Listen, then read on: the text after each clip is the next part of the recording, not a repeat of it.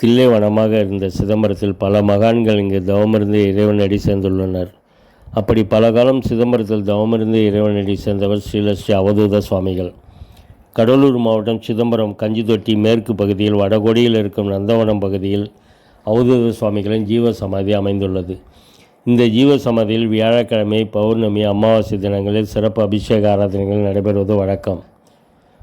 பக்தர்களின் பிரார்த்தனைகள் நிறைவேறுவதால் இந்த ஜீவ சமாதியில் வியாழக்கிழமைகளில் எப்போதும் கூட்டம் அலைமோதும்.